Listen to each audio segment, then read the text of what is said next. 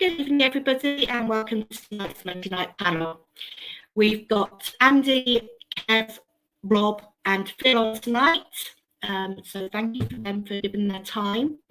First of all, a couple of announcements. We've got the Fans Forum on the 28th of September. We have got very, very, very limited tickets left, actually 6. So if you do want to come, please order them through the store. We won't be able to release any more because we'll be at capacity for the Legends Lounge. Okay, so please, if you do want to come, order them as soon as possible. And another date for your diaries. Tickets are not on sale yet for this, but just to let you know, on the 3rd of October, which is a Monday, we will be swapping our virtual Monday night panel to a Monday night panel live. Due to the event we had with, or the live stream we had with Christian Roberts, we've now organised him to come actually down to the Legends Lounge. He will be joined by Lee Peacock. So it'll be Christian Roberts and Lee Peacock on the 3rd of October in the Legends Lounge. So tickets will go on sale shortly. We have got priority for members, so you will be receiving an email within the next few days with saying how you can actually claim your tickets for that. £5 the tickets, and the profits from that and the raffle will go to the Down Syndrome Association, which is Christian's charity of choice. Okay, so that's another date for your diary. Again, tomorrow night, there will be a 1-minute silence and the flag's at half-mast tomorrow versus Sutton. And Vic will let you know about the SAS travel bits and pieces when he comes on. Okay, so let's bring Vic on. Hi, Vic, how are you? I'm all right, Chris. Very strange times we're living in at the moment, of course. We certainly are. Yeah, we are. And we pay our tribute to Her Majesty Queen Elizabeth II, who sadly passed away on Thursday. So we pay our respects, but we thought it right to have a panel tonight just so we have a little bit of normality ahead of the game tomorrow. Exactly, yeah. I will say now that we will be postponing the Jan Argerfjordhoff live stream next week. Obviously, it's the day of the funeral, so we will be rearranging that if we can, and hopefully we can. So, yes, so that's that one. Okay. Yeah. So I've got the SAS travel details for tomorrow night. Now, SAS Travel are taking bookings for Doncaster and still taking a list for Grimsby, which, of course, is a week Saturday. Nowhere near enough people so far for the Grimsby coach. If you are interested in going to Grimsby, there are plenty of spaces available. A few spaces left for Doncaster. They'll be open in the town end just before 6 until just after 7. As, of course, they will want to observe the 1-minute silence as well. So if you could get along there and make sure you book in plenty of time for Doncaster and for Grimsby between 6 and 7, that would be much appreciated tomorrow night. Okay, brilliant. And I think tomorrow there's going to be an announcement of maybe the new third shirt. So we'll look forward to seeing the whole shirt. We've seen bits of it, but yes, that's some shirt. And we did have a question regarding refunds for the match that was postponed on Saturday. You won't be able to do anything at the moment until the new date's arranged. So when the new date is arranged, anybody that can't attend, that's when they will give notification of what the arrangement is for refunds and stuff. So as I am certain of this, that you won't be able to do anything until that new date is arranged. Okay, so should we get everybody on, Vic? Indeed so. Let's do that. Yes. Okay, so we've got Andy. Evening. We've got our Kev. Hello. Hello. We've got Rob. Evening. Yes, we got Phil. Okay, so as usual, any questions, please leave them in the comments. We'll get through as many as we can. And I will leave you and see you later. Okay, Chris, thank you very much indeed. Welcome along to tonight's Monday night panel. As I said before, we pay our due respects to Her Majesty Queen Elizabeth II in our own way. And of course, there will be a minute silence tomorrow night before the game. and I'm sure everybody will observe that impeccably. Very strange times. I think it's only worth going around the panel really and just sort of asking what these last few days have been like for everybody. Andy, what's it been like for you? It's been surreal, isn't it? It's no disrespect, but she was a very old lady, and there was only a matter of time. But when it happened, I think it affected us far more. I think talking to people than you imagined, and certainly that evening, it was very difficult to concentrate on anything else. She's been an outstanding diplomat to our country, and I think it was only right that we cancelled our sport over the weekend. Other sports chose not to, but I think it was a fitting tribute. So yes, it was very strange times. Very strange times. Kev of the Old Duffers, of course, the excellent Old Duffers videos, which you can see on YouTube and just about everywhere else, which are always worth a look. What are your thoughts on that? I mean, you've got a Union flag in the background, so I assume you have the same thoughts as many. Yeah, it's very sad. Yesterday I went up with some friends and laid flowers at Buckingham Palace, had a look round, spent the day in London. But I differ to, I think the game should have gone ahead. I'm one of those that was for it. If everything was off, then I would have agreed fine. But I found it strange sat at home on Saturday afternoon and people were going to cricket, going to Alton Towers, going to other things. If everything was off, that would have been great. Or, I understand like the day of the funeral, if everything had closed down, shops, everything, then I totally understand that. That's what they chose. Yeah, we'll talk about that in a little while because I think it's a very well worth subject to talk about because I live just 4 miles down the road from where the Exeter Chiefs were playing on Saturday afternoon, which is a bizarre feeling to say the least. Roel, what about your thoughts? I mean, this is someone who's been with us all our lives. It's an extraordinary thing, isn't it? When you hear the word king used for the first time, that's a little bit odd. It's very, very bizarre, isn't it? I mean, I think we're all living in a situation at the moment. We seem to have been living in a situation of unprecedented times for what's been the last 3 years, but this is the pinnacle of all of it, isn't it, really? It's Kev's got his Union Jack in the background. I've got mine hanging out the window. It doesn't really matter whether you're a royalist or you're pro any other denomination. I think everybody associated with the Queen, because for the reasons that you said, Vic, she's been our one constant throughout our lives, and with that void, it's something that I don't think any of us were prepared for. That's one thing that really did strike me, actually. I think we all knew that the day would come, but I think we were all quite surprised by our reactions when it did. And I think the outpouring that you're seeing of emotion all around the country and all around Great Britain is testament to exactly how popular and how much people loved her. And it'll be a real void to fill for King Charles now, we have to call him, of course. Yeah, Phil, how about you the last few days? How have you felt? I mean, it has been just a bit strange, hasn't it? I mean, we're not directly involved because we're not the family, clearly, but it has been a bit odd, hasn't it? Yeah, same really. It's just you're kind of in the back of your mind, you know it's not going to be, too long before this sort of news comes through. But actually sitting down and seeing it unfold on the TV was quite, it was quite weird. And obviously, I think everybody knew it was coming, but very weird. And since that day, I've not really done much thought about going down to visit, Buckingham Palace and things like that. The kids went to Windsor with their mum yesterday, so should probably do something over the next few days to show my respects. Okay, well, let's talk about the issue on Saturday then. Andy, you were in favour of the games being off. My thoughts were a bit like Kev, really, that if everything else had been cancelled, then that would have been fine. But what I couldn't quite understand was the sports like rugby and cricket weren't, and I still don't understand why not. I don't get that. No.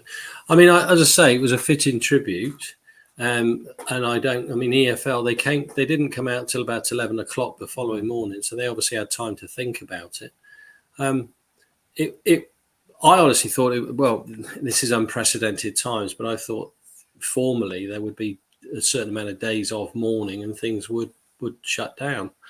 So I think once they made that decision, it was too late to change it. I mean, it is, I have to say, you know, it's a thing for respect. It's quite strange. Like for tonight, for example, I think Leeds' game was called off tonight, wasn't it? Because the Premier League called all games off. I see what you mean, for the weekend. Yeah. So this would have been effectively, you know, one of the weekend's games. So I mean, I do see both sides. It is strange, and it is a bit weird, as you say. You know, the cricket was on. They had a day off, and then they went and played again on the Saturday, didn't they? And the same rugby and racing, and that carried on. So yeah, very strange times. But I think for every one person out there that said it was a good thing to stop it, there would be so as many people to say no. You know. Yeah. The tour of Britain, I think, it had 3 stages, and then suddenly the Tour of Britain was cancelled. It was due to come through Cirencester, I think, on the Friday, which was, you know, obviously very difficult, it being so close to Tetbury, etc. You've already put your view forward, Kev, but that thing where, you know, some sports went ahead and football didn't, it didn't quite sit right. But then I guess the football authorities were damned if they did and damned if they didn't, weren't they? Well, they were, yeah, totally agree. But I just think maybe they rushed into it, maybe quick, I don't know. But it just seems strange to watch Manchester United and West Ham on the night that she died. And then the next day, you know, we're hearing that it's all off, or football was off. And yeah, I know me and the other Duffer had quite a few arguments about it. He was all for it being off. But I was just saying, yeah, I could totally understand it being off if everything was off. But it was just, I just think it was crazy that some carried on and some didn't. And you could go down the shops and they'd have music blasting, and you can do your shopping, everybody laughing and talking. So there was, you know, but it brought up the question was like, are people that went to the rugby on the Saturday more disrespectful than the people that didn't go to football? And of course not. You know what I mean? They're all people in this together, but that's what it was, kind of putting a divide between friends and families of different opinions. But I'd have just preferred it if they'd have said, like, from that day for the next week, we're in mourning and there's nothing happening.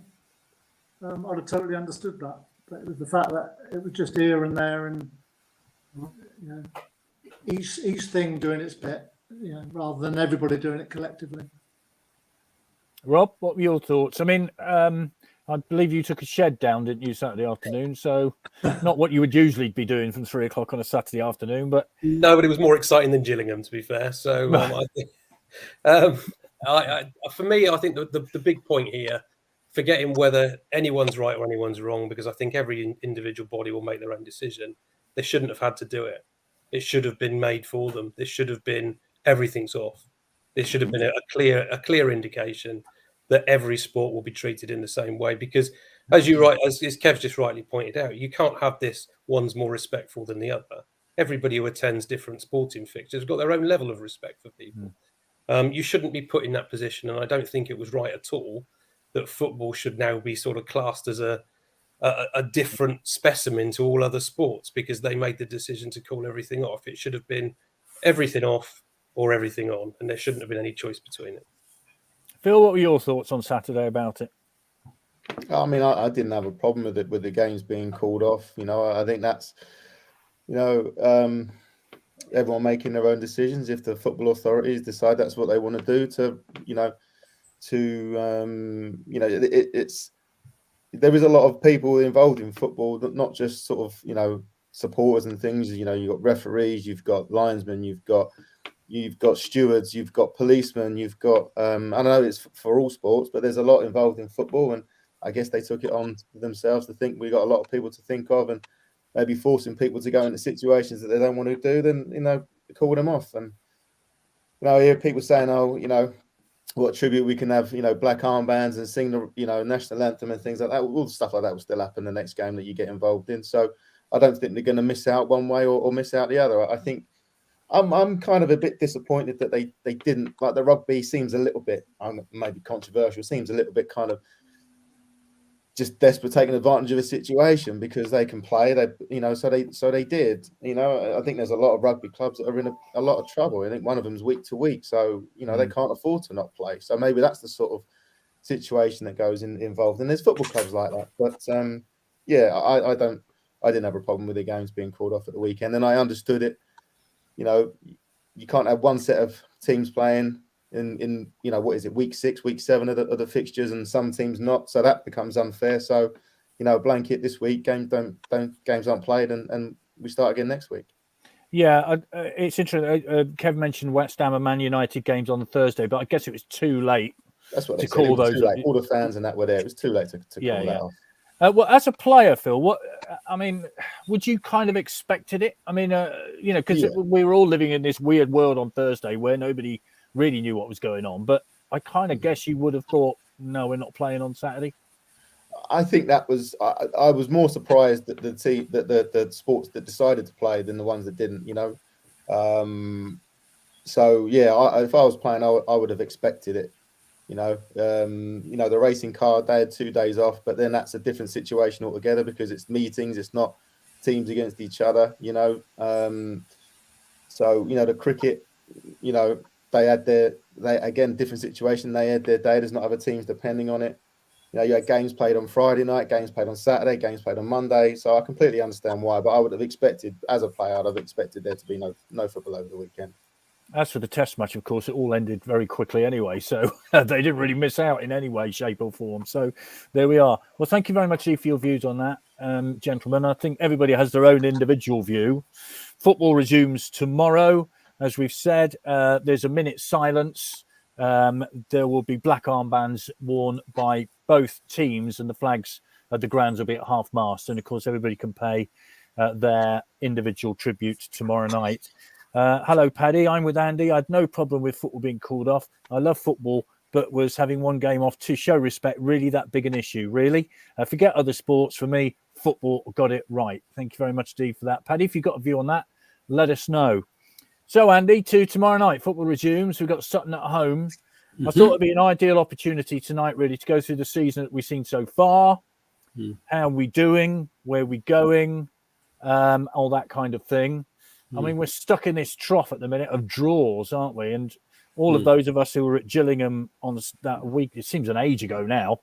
Gosh, we've had a queen, a king, and 2 prime ministers since we last played, which is extraordinary when you think about it. You know, a long time ago. How are we going to get out of this? Because, you know, you're in this trough of draws, and the last one was abject, let's be fair. So how are we going to get out of it? Well, he's had, 10 days since the last game, getting on for 10 days in the last game. And one of the challenges I think we had at Gillingham was obviously it was just straight after the end of the transfer window. It was abject on that Saturday. It was horrible to watch, wasn't it? But I think in their defence, it was quite clear to me that we needed a little bit more up front. You know, Wakelin ran around, but he was on his own up there. And I'm sure in a perfect world, he'd have liked to have had Jeff got up there with him. But he'd obviously clearly just signed like just over 24 hours prior to that. And so the system wasn't right. And I believe that Wakelin had taken a knock. That's why he went off. So as a result of that first half was just so difficult. And then the second half was just it was just a training exercise, wasn't it? You know, trying to break them down. So I'm hearing that he's, they've been training this week with a lot more attacking intent. So let's see what team turns up tomorrow. I'd like to see both of those two start up front and really go for it. It's a massive opportunity to, you know, a bit like the end of last season when we were really trying to, we're pushing for the playoff spot stroke promotion, and there was a real intent to sort of get going. So I think for Scott Lindsay's benefit, hit the ground running big time tomorrow and have a real positive intent with the play. Okay, Sean says, like Kev says, everything else was on, all shops open, etc. It all seemed normal, apart from going to football for us, of course. Thanks, Sean. Kev, I mean, you obviously were there at Gillingham. I don't know how to describe it, really. It was just like, well, I think most of us would have rather been anywhere else but at Gillingham that afternoon. It was pretty dire, wasn't it? You were picking bolts up off the floor, weren't you? Picking bolts up, yeah. The chairs were broken, yeah. The chairs were all falling apart. Yeah, it was a pretty bad game. We just seemed as though we didn't have anybody on there with a bit of nous or a bit of a clue at running into the box. We always turned back the other way and laid it off for somebody else. Nobody wanted to make that final decision to have a go or to I think if McCurdy had played, we probably have won that game because he would have run at them in the box, maybe. But we wouldn't shoot. If you don't shoot, 10 minutes to go and they're still passing backwards to the goalkeeper from their 18-yard box. And that's what annoys the fans is that, put a bit of urgency into the last bit. If we'd have put the balls low and hard into the box, who knows? May have got a ricochet, may have got a keeper might have saved it and laid it out for somebody just to tap over the line. But if you don't have the initial shot or the initial go, it was like passing the buck all the time. We'll give it in. Everybody seems scared or just not confident. I just think it's a lack of confidence. And each player didn't read. When players made a run, the ball never went. When it was pulled back, they'd gone in front of it. Nothing seemed to work. Nothing seemed to click. Yeah, Robert, the point was made by Andy there that, Scott Lindsay's had now 10 days to work with these players, a bit of time to settle in. When you sign players, ironically, we spoke to Owen Doyle, of course, last week, who scored on his debut after signing less than 24 hours ahead of his debut. So that example is a good one. But, Jeffcott came on. He clearly isn't fit. He hasn't played much for Plymouth this season. And now he's had 10 days to work with these players. Is that going to make a difference tomorrow? Oh, we must surely hope so. I mean, my boy summed it up quite well when we got home, and he called him Scott Lindsay's tricky to support Reds. And I think that sums it up absolutely perfectly at the moment. We were desperate last week, absolutely desperate, I have to say. It was a tactical disaster zone. One player up front for two halves against a team with 10 men. I honestly just could not understand what I was watching, and I'm still angry about it now. It's one of those odd days where you think, as a fan, you know better than what's going on here. You need to put more men in the box. You need to be able to pass the ball a lot quicker from side to side, not just rotate through each individual player who seemed to be stuck in their own little zone. They didn't seem to want to move from it. Nobody came out from their position. Nobody moved into a different position. Gillingham's defence probably couldn't believe their luck. I have to say, it's the only way I can describe it. They were probably expecting 10 minutes in, this is going to be a bombardment, and they barely broke sweat all afternoon because we just didn't approach their penalty area. It was though a couple of chances just before half time and a couple of shade shots, wasn't there, in the last 10 minutes? And that literally was it. We could have just sat down and sunbathed for the afternoon. It was one of the most tedious 90 minutes I've ever watched, and I'd love to flower it up with the positive words, but if it's not 100% better tomorrow night, Scott Lindsay's got some problems. Well, we could have been sitting down and sunbathing if the seats weren't broken. So that's fair enough.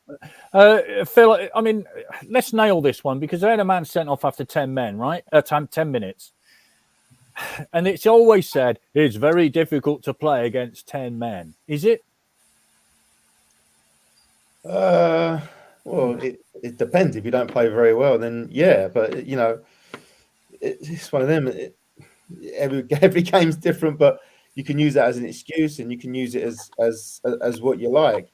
You can use it if you play well if you're better than the other team when they got 10 men or 11 men. It doesn't really matter. But if they sit in the problem that Swindon have got, it's hard for them to play against anybody at the minute because they're so pedestrian and so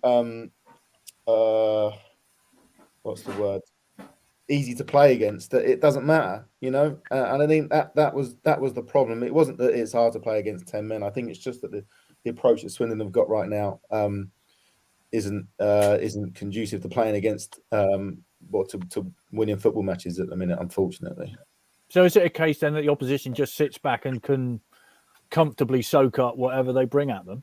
Yeah, I mean, it's not. Don't take it it don't take a rocket science to work it out. If you sit back against Swindon, they haven't got at the minute, from what I've seen anyway, the guile or the creativity to beat you. You defend half well, and basically you've got a chance of getting a result. Unfortunately, that's kind of the way it's gone, and you can sort of see. I mean, it happened last year. I remember at the beginning of last year, it was the same. But it turned around quicker. By this time last year, there was goals being scored. There was more attacking intent. I think the players got the idea of what the manager was asking, and it turned around relatively quickly. But for for me, it's taken a bit too long to kind of turn it around. It sounds like I don't mean to be sounding horrible, like, because, you know, but I just kind of think that's too many. You know, there comes a time when you've got to turn around and you've got to point fingers and say this isn't good enough. Draws aren't good enough. You're not playing well enough to win games. Whether you want to dress it up that way, but you've got to start winning football matches and you've got to start showing that you want to do it. Because the irony, Andy, is that we've only lost one game.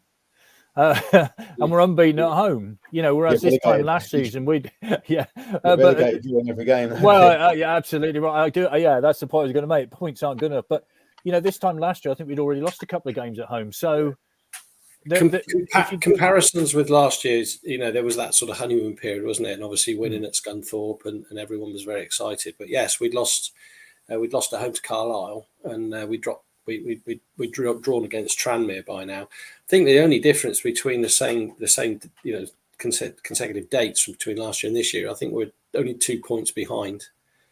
And it was a slowish start. We had the great result at Scunthorpe. For me, last year, I think the season really took off in the second half at Rovers. I think we'd been a bit indifferent. And then when McCurdy, if you remember, I think it was McCurdy and Johnny Williams came on. I think we were 1-0 down, weren't we? And that just seemed to sort of inject something. And that's really when McCurdy took off. And then the following week, we won at Forest Green, didn't we? And that, I think, is what, it's like Phil says, what we're missing is that little bit of spark, that little bit of quality.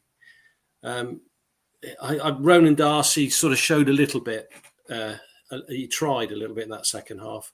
But I think we missed a trick actually in the Gillingham game in the first half, because once he got them in, Harris got them in, they then went sort of like 10 men behind the ball. There was more opportunities in the first half. And but I also have to point out that we could have been about 3 or 4-0 down. You know, Angus MacDonald had one of his worst games that I think he's had for us. I think there was some really, really bad mistakes made early doors, wasn't it? And we could have been 3 or 4-0 down in the first 20 minutes. So I think we missed the trick first half. So I say tomorrow night, we've just got to see some real positive attacking intent. We've got to see 2 up front. And for me, Darcy's got to start as well. Yeah, we should say, of course, it's the second week in a row, isn't it, that we've played against 10 men, because Stockport had a player sent off the week before. They came back to equalise. I mean, that's what we want to see, Kev, tomorrow night, isn't it? Bombing forward, having a go. Yeah, hopefully. But we've been saying that for a few weeks now. Yeah, I'd just like to see. I think we've never seemed to have the right mix of players.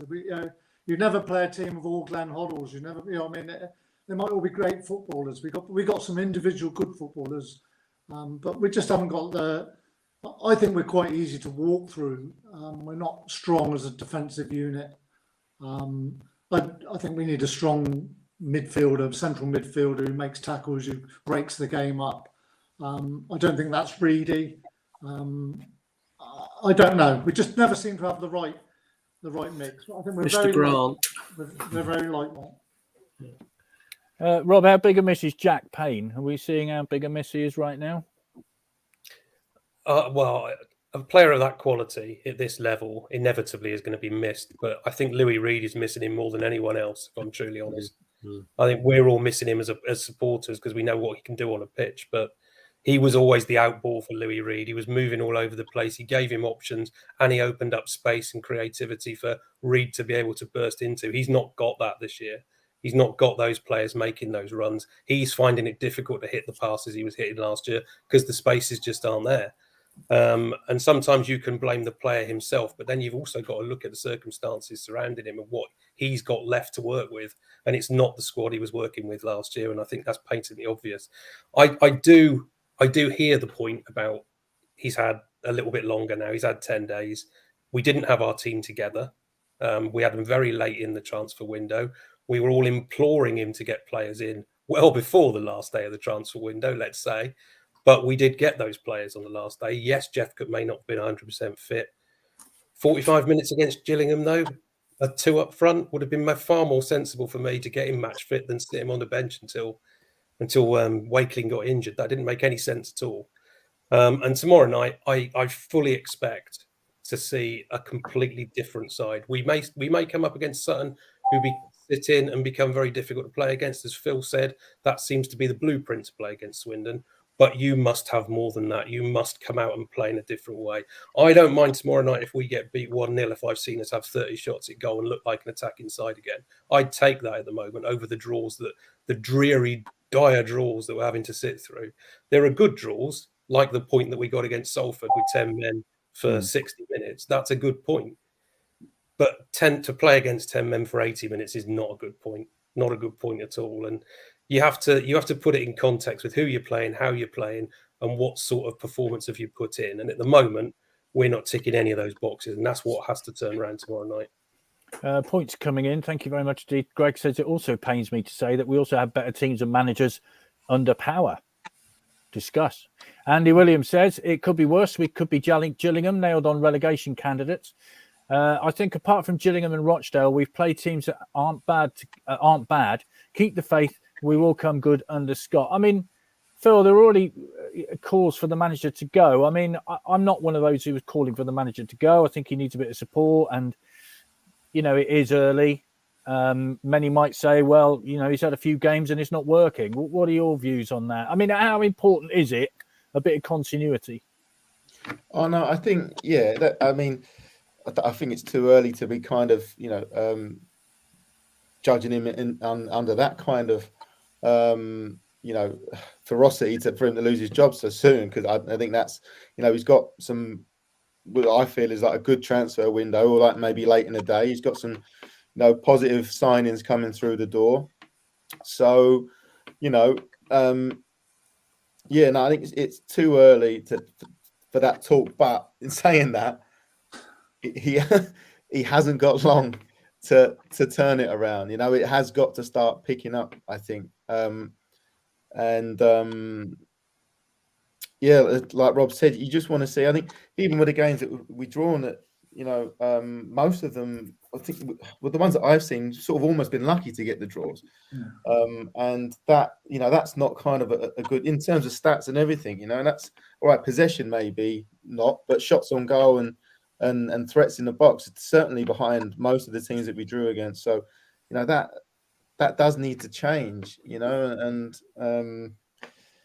But I think it might maybe been a tough transfer sort of summer and stuff, getting players in, big turnaround with the manager leaving, who they got, who they haven't got, even the manager himself not really getting the job till late on in the day.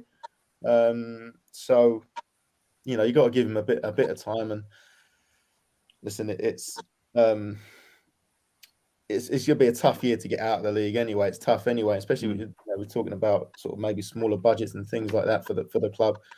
Now the expectation of the club is to do something, even though potentially the budget and the squad isn't good enough to sort of promotion. It's the feeling of the club always in this division is to get promoted. And there's that pressure now on all of them, the manager and the players that wasn't there last year. So they need a bit of time to gel on that, and hopefully the new signings will give him that.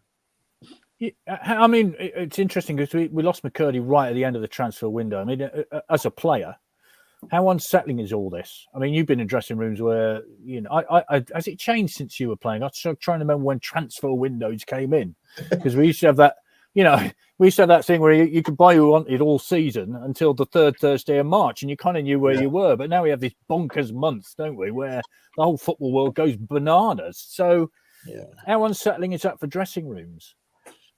To be fair, down at that level, it's not really too much. You kind of know what's going on. There's no like big secretive deals going on. Everyone kind of knew that McCurdy was on his way, going somewhere, and it's just whoever it was playing their hand till late in the day trying to get the best deal. So you kind of know those things are going on. They're not secrets. And when you get down to these sort of level, you might get one every now and then, but and it's part of the game. It's you see something on the TV, go, oh, bloody hell, McCurdy's gone, and you might ring your mate and go, he's gone then, and they go, yeah, and then the next day you go in and it's the same day, it's same as normal, it's the way football works. There's faces changing, year on year, day on day, so it's not unsettling in any way, really. I don't think.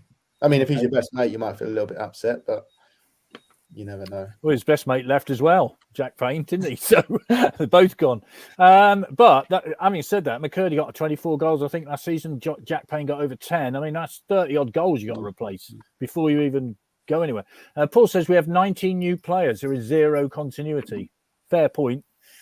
So, Andy, how would you assess it? I mean, we kind of run through it already, but how would you assess it? We're on the poor side of average start. Is that fair to say? Yes, I think that's pretty fair. Let's try and put some positive spin on it. There's was a new director of football as well, so he's using this sort of data and analytics and the 19 players that he's brought in. Positives. A lot of these players are on 2-year contracts, so maybe at the end of next year, depends on what happens. You know, we haven't got that sort of open door, closed door situation. I'm not one for, I'm like Phil. It's absolutely no way would I consider Scott Lindsay's position at the moment. I mean, he's lost the first game of the season. The rest he's unbeaten. So it needs to improve. The quality of football and the entertainment value needs to improve. But I think you've also got to look at the alternatives and say, well, okay, so you get rid of him. How do you replace him? So you bring someone in from within. Well, there isn't anyone, is there? Because he was within. And then you bring in a manager from outside. Well, that would involve money. Well, clearly that's not going to happen. Or somebody that's currently out of work. Well, if they're out of work in September, how effective are they? So, yes, it's disappointing. I'd like to be in a little, I think we'd all like to be in a better position. But reality is, we're not losing. We're not letting lots and lots of goals in. So, go and win tomorrow night. Have a good result up at Doncaster, and the world's a far better place, isn't it? We'll see. Graham says, thought Clem was due back early September. Can you answer that, please? Yeah, he is. Yeah. He's here tomorrow. Yeah, he's actually in in England now. Yeah. So we'll see.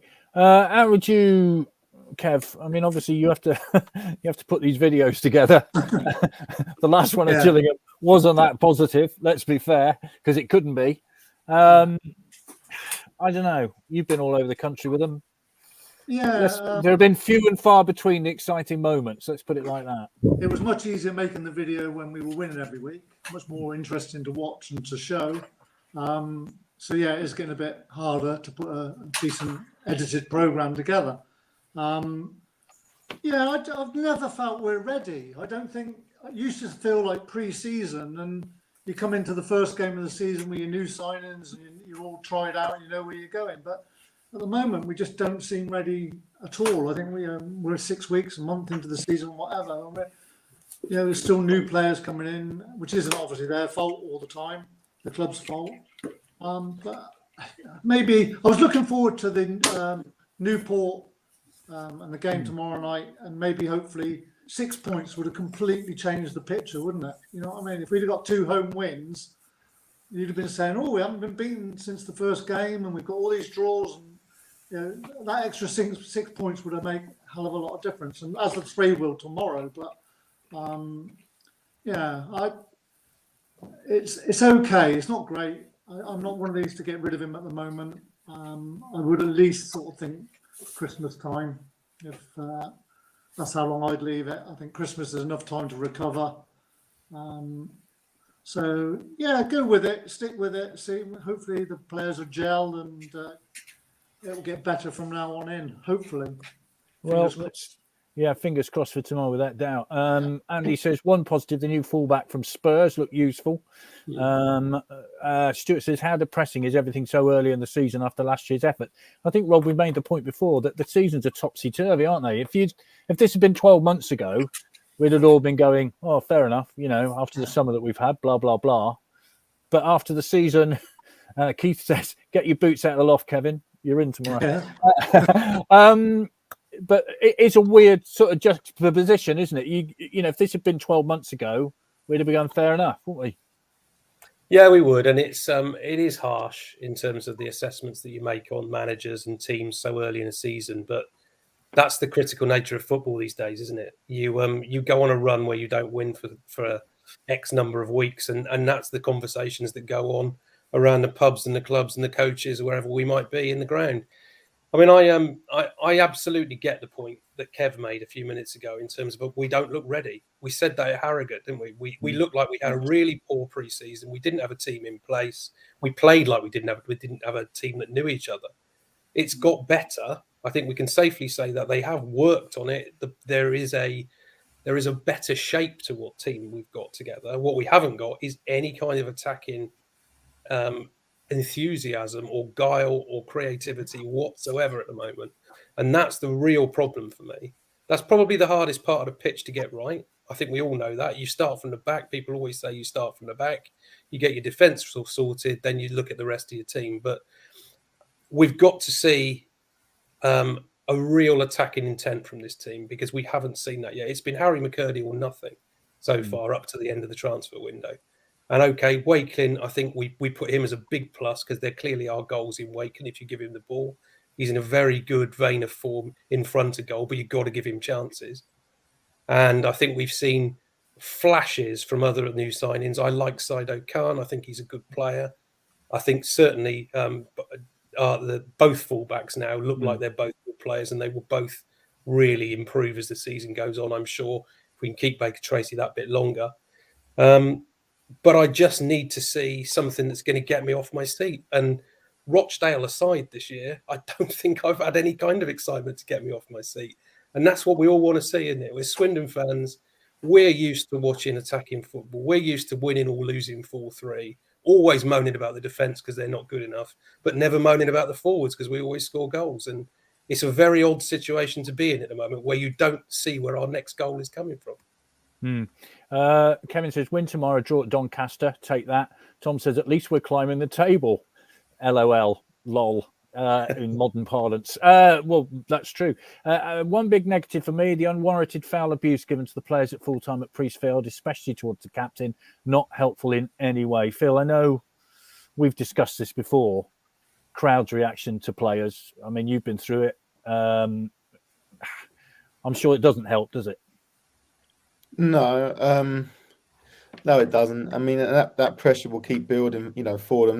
They know obviously what's going on and what's being said. They know that, the amount of draws, it's disappointing, and there's like we said, there's not massive amounts of excitement to kind of to get everyone going, and there will be a bit of frustration from them because only lost one game, so they'll be like thinking, well, we ain't done that bad as to warrant this, which I can understand from their point of view and from the supporters' point of view that it's not exciting enough. But there's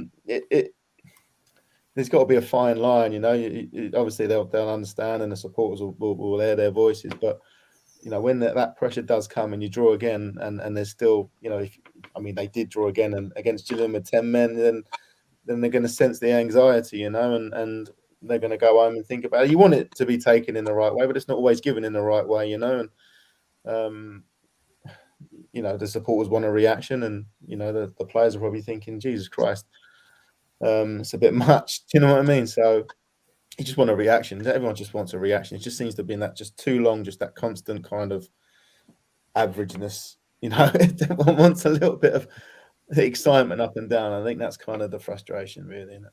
Yeah, I mean, against Rochdale at home when we scored after about 22 seconds, I think it was. That was fabulous. We enjoyed that afternoon terrifically. We ended up 3-0. It was a fabulous game. So that's the sort of thing you want, isn't it? Yeah. And I think, to be honest, some of the games I've seen, if they could have just got that, they look like sometimes, a lot of Stockport, they look like they could have torn them apart. Well, not torn them apart.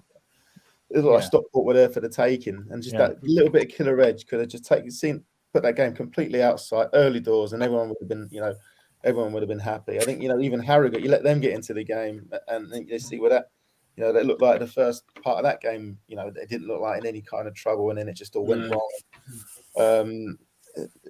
Even I know it's maybe not the same, but even the Crystal Palace game, even that you think.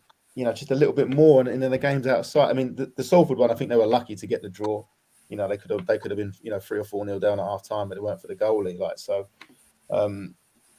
They just need to. It's just that little spark. And we keep saying it. Just that little spark. early on in the game, just go for it. The first 20 minutes, the game could be over. We used to do it with Di Canio. Used to do it all the time. Teams would be finished half hour into the game. They just had no it. I think this is we cannot breathe. We can't do anything. Game's over. We might not score in the first half hour, but they were done in the first half hour, and then it was easy sailing from then on. Just need to get at somebody in the first half hour, and I think that will be all right. Got a question for you, Phil, from Jonathan. He says, i.e. player criticism. Do players look at social media, fan groups on Facebook, Twitter, etc.? I mean, gosh, I wouldn't if I was a player. Let's put it like that. I mean, it was just about coming into when you were playing, weren't you? I mean, it wasn't such a thing then, was it? But no. I mean, what would it do for their mental health, for goodness sake? At a minute? Yeah, it's not good. I used to, and it killed me, and it become like a bit of an addiction because you can't help it. Sometimes you'd have a good game and you'd look on it, and then somebody would say something, and then you'd get just something like half right, and it's not good, and it's not healthy. I don't think for players to look at it, and I hope that they don't, but I know that some of them will, and they'll say they're strong enough to take it on the chin, but there'll be a point. There'll be one comment, there'll be one situation that they don't like, hits them hard, and that's I understand. That's what people are trying to do. People are trying to get under their skin. People are trying to be the one that does it. I'm the one that really wound him up. I'm the one that it got to. That might comment about him doing this or doing that. I'm the one, and that's what they want. And unfortunately, whether people like to admit it or not, that's they're trying to tear these people down. And it's hard because they're in their discussion forums or whatever, but they're still attacking people, verbally and that. And you're never going to stop it. I don't really agree. I don't really agree with people. I don't mind obviously but when people are personally attacking, players and professionals, it's hard for me to see and kind of understand the mentality of people doing it. But it happens, and I hope players don't look at it because I know how much it affected me, but they will. And it's an unfortunate side of society nowadays. You just cannot get away from the game. Saw something on the TV the other day where you used to be able to go to a game, newspaper report would come out, job done, over to the next game. But now you just cannot get away from the game. There's obviously all the platforms, all the things like this, where people are talking about people, message boards, Twitter, Instagram. It's just everywhere. You can't get away from it, and that's damaging, I think, to people's mental state. You can have 1,000 really nice messages, but it's the one bad message that gets to you, isn't it? It's that simple. Yeah, and it's people will. There'll be people that go, I hear people like this Danny Murphy on, and saying that, well, no, it's you got to be strong and you got to be able to take these things, and it's not. Everyone's not the same. It's not right for me. And people saying it's a part of football. It's not a part of football. It's just a part of an evil society, if you ask me. Well, I think we've seen over the past few days that actually social media is good and bad. I think it's fair to say. Tamsin says, I think we all need to chill a bit. Ben Garner leaving wasn't planned. Then Ben Chorley leaving, not sure whose decision that was. Then Garner raiding the cupboard and taking some players. Clem postponing going home to sort out the mess. Not been an easy start again. Possibly even worse than the start of last season. Mike says, can we also please have a big shout out to the Gillingham police for taking football policing back to the 1980s? Watching that for 90 minutes was bad enough, but then being forced to walk 1.5 miles in totally the opposite direction to where we'd parked the car was a final insult. Even the home fans corralled with us and thought it was ludicrous. I have to say, Andy, I drove him home, so I had to go and pick. He moaned all the way round. He should have told him he should have parked his car with the way that they were walking. Yeah, that's fair. I just took that Mike to the game. So it was bizarre because we got there quite early, and we were walking around the ground. The police were very friendly and everything like that. And you've got those alleyways, and we went down and wandered around, and then we came back up, and they'd shut all the alleyways off, hadn't they? About 1 o'clock. So you then had to sort of all these walks, and then everyone came out at the end. We were walking down towards. Well, again, we were having to walk away because we weren't allowed. And then they were shutting streets off. So ironically, they were funneling the same. If they wanted to sort of segregate the fans, they were funneling them the same sets of fans again away from where they wanted to go. So they were creating a potential problem. Thankfully, I don't believe there was any trouble, was there? I think there's some Swindon fans were fighting amongst themselves. Well, but it was a surreal. It was, yeah. And considering the history to that game for us oldies, I will say. Yeah. I was going to say, actually, bearing in mind the history, I mean, we walked back to the buses, Rob, and actually we were chatting away quite happily with the Gillingham fans. It wasn't a problem. So, there we go. Andy says, booing is one thing. Calling the captain a bleep, bleep to his face is bang out of order. So there we go. I mean, you were there ridiculously early, Kev, with young Joe, the Floridian Swindon Town supporter. We have to get on it. We have to get on here just purely because of his American accent at some point. It's brilliant. But, you had no problems, did you? No, we sat around in the morning drinking coffee outside a cafe and then into the city, into the centre of Gillingham, had something to eat. Obviously, we don't wear colours. We keep pretty neutral, which I think is a good idea. And then when we come out of the ground at the end, we were actually in with the Gillingham supporters because that was the way. And like you say, it was funnelled. And they were funneling in the Gillingham as well. And they weren't letting them go through into streets. And then people saying, but my car's just there, or I live just up there. Why can't I go up? And then they let us through. So they actually sort of broke the rank and let us through, and we just walked back to our car, but nobody said a dicky bird, nobody said anything. But then, I often say, if you're not looking for trouble, you're not causing a problem. We've been to crowds all over the country and never had a sniff. So, I just think if you're there with your shirt on and shouting about, you're going to get into trouble. You're going to provoke something. But they don't want to go have a go at us too anyway. They know we're lethal. Yeah, you always get your welders' masks on. So we got about 10 minutes left. So let's discuss where we go from here, Rob.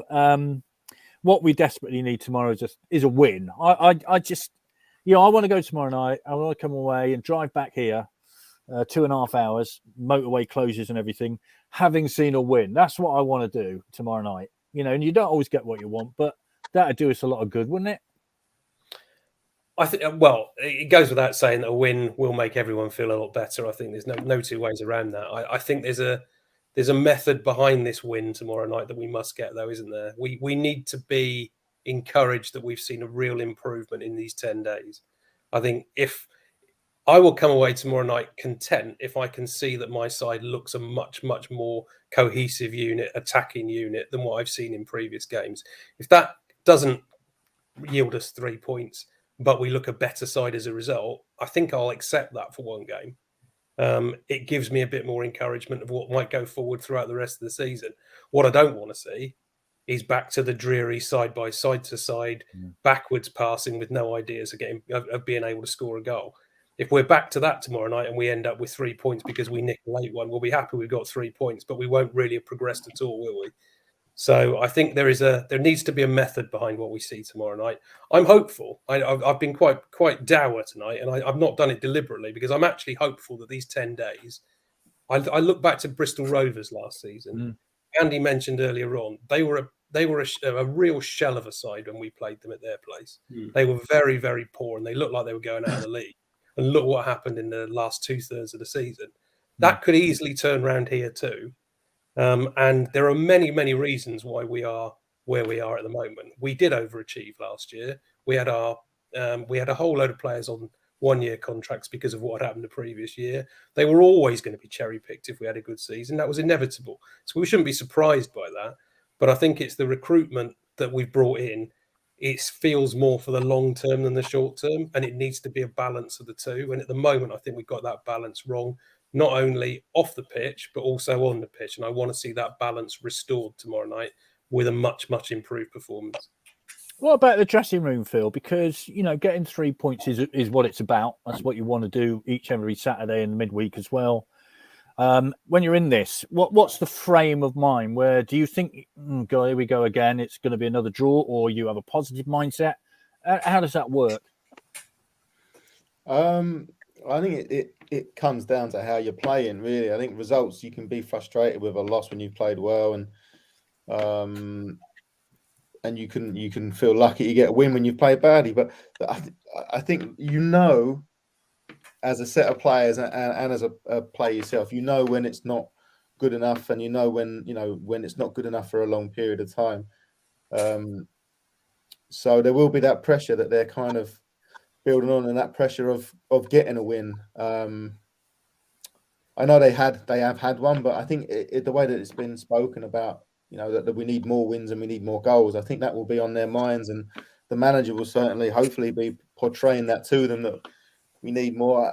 I just hope that he's nailing a few of them, to be honest, because he's not doing it publicly, rightly or wrongly. I think wrongly. I think he should be nailing a few, and saying they're not doing what I'm asking. They're not taking on board what I'm saying. Put a bit of responsibility on them. I think a lot of the time, I think they've let him down a little bit. You said at the Harrogate game, they didn't do what they was asked. But I want to see him. I don't want to see him with his head down. I want to see him if whether it's good or bad. I want him to look like, if it's a bad game, I want him to come out and be passionate about it and say they've let me down, and this and that, and they're not good enough. We're doing this, we're doing that. Other than just sort of, we're kind of doing the right things. I want him to come out and real kind of like set how he set their record straight, how he's going to sort it out, and that they've got to be better, because I think they all do, to be honest. And that's what I want to see. Right, win, lose or draw, I want him to come out and be just a little bit more, not so vanilla all the time about it. It just seems to be just the constant sort of, like I said, the constant sort of averageness, that it's not even from him after the game and before the game. Just want a bit more, like, from just nail a few people, just get it out of the system. You know what I mean? Well, I think the one thing we all used to love with Di Canio was when he used to smash the plexiglass. We used to take bets on how many minutes it would be before you hit the plexiglass with his temper, which was quite extraordinary. This is from Old Duffer Ratter. I think you might know, Kev. What I would like to see tomorrow night is the crowd vocal beyond belief and encouraging the lads on the pitch. The problem being, if we start off playing keepy up with the keeper and the centre-back, then the crowd will turn on them. It's a very fair point. I hope you're better after the COVID, by the way. Is he all right again? Is he better? Yeah, I think so. Back at work. That's good to know. Right, so there we are. We've got about 4 minutes left. We've got a new kit coming out tomorrow, Andy, as well. I think the eagle-eyed amongst you might have spotted that in the EFL handbook back in July. The green and sort of white chessboard thing. But I guess it's got to come in because of this colour blindness rule which the Football League have brought in. Of course, Doncaster playing red and white, don't they? So they have to, and Crawley, so the white, so they have to have a new third kit, and it has to be green and white with a kangaroo on it, which has caused some controversy, I have to say. What are your thoughts? Well, I can't see why the kangaroos cause controversy. You can see why it's on there, for obvious reasons. I'm not a big fan of a green kit. I just don't see. It's just not in our colours, is it? But the original colours, though. The original, yeah, true, yeah. Very true, yeah. But obviously, we're in recent history, we've been red and white. I just think to myself, well, there's one sort of highlight. I remember a green kit is a certain Chris Hussey scoring that goal at Luton Town. It was an absolute crack, and we were in green that day, winning 3-0 at Luton. I think we wore it a couple other times that season and did well. I think it was Cambridge we won 3-0 in that really, really, really cold day. Oh, yeah. So let's be positive about that. Hopefully that will bring us some luck. So presumably we were wearing it on Saturday, weren't we? I would think so. Yeah, Phil Brown's first game that one at Cambridge. Sorry, Phil Brown's first game that one at Cambridge. Phil Brown, that's right. Yeah, and Luke Norris actually scored, so that was even more. Let's go out there tomorrow night. Let's make a statement.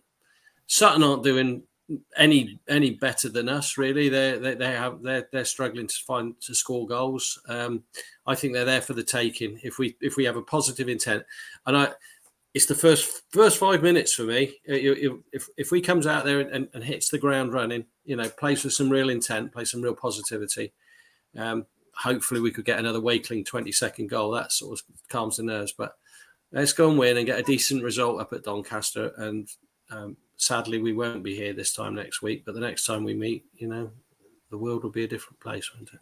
Lewis Ward, of course, Kev, Yeah. will be making a swift return to the county ground, won't he? One of 3 goalies they signed this year. Is he playing? Do you think he'll play? Well, that's up to the Sutton manager, I assume. Right, yeah.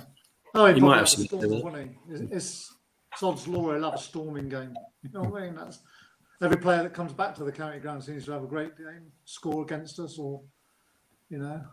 I'm just looking tomorrow night. I just want a Swindon Town performance that dictates the game.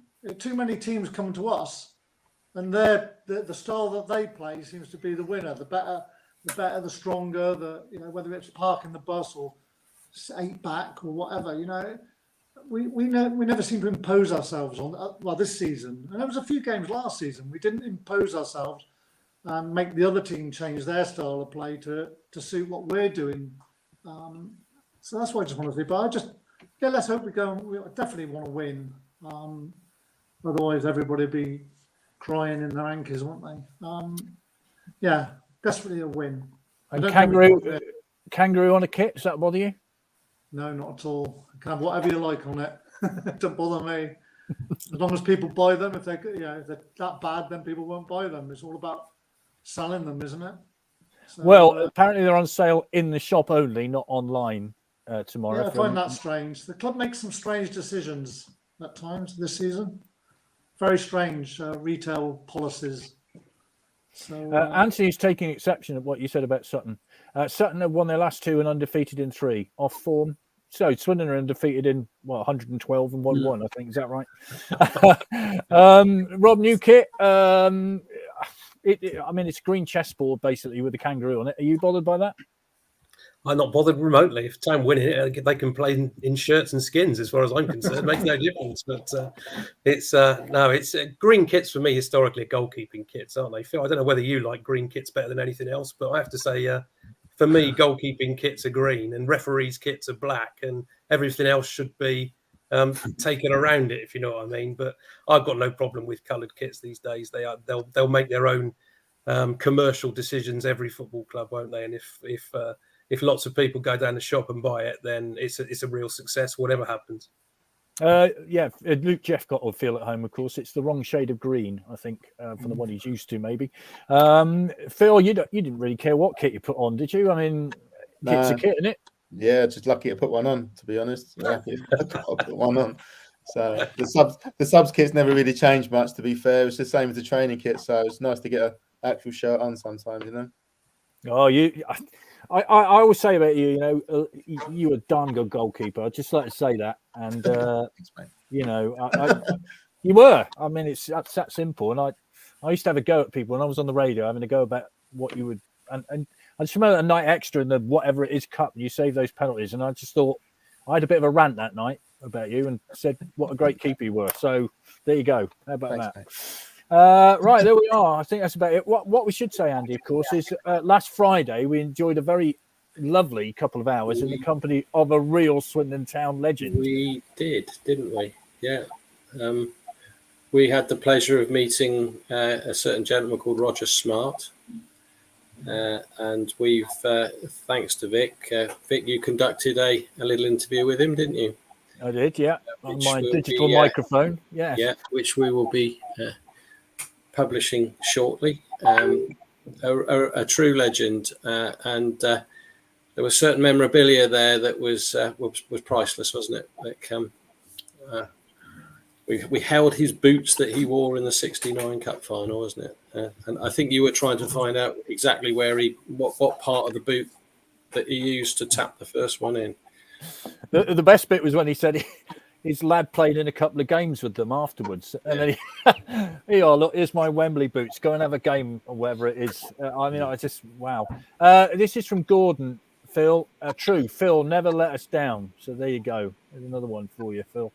Then you disagree with that one, Vic? Nonsense.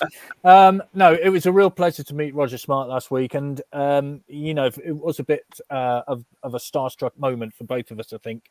And to actually hold his League Cup final tankard, all the rest of it, his Anglo-Italian Cup winners' medals, an absolute pleasure. So we will be publishing that interview at some point in the near future. So bear with us. Chris. Hi. Thank you very much, everybody.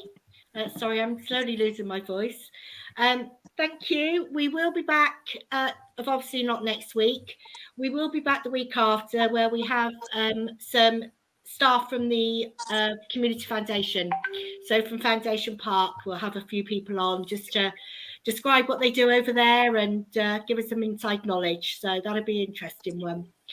Ones to look forward to for October from the sofas, we have got Matty Taylor and we have got Michael Doughty. So they're just a couple that we've got in October. I'm waiting for Jan Argafjortov to confirm when he's available, but that may well be an odd day that we do, not necessarily a Monday. We'll fit in with what Jan Arga can do. So there's that to look forward to. So nothing next week, but the week after the foundation, and then a couple of ones for October, Matty Taylor and Michael Doughty. Couple of quick comments have just come in. Oh, some more. Sean says Phil is a legend. So another one. Your status is growing by the moment. Daz St. George says, keep sending them in, quick. Hang on, I'll ring your mum. Daz St. George says Roger Smart, STFC legend, and thank you all. Thank you. So there we are. There you go. We all love you, Phil. So we there do. You go. Yeah. Thank you ever so much, guys. We'll see you all soon, and take care. Thank you.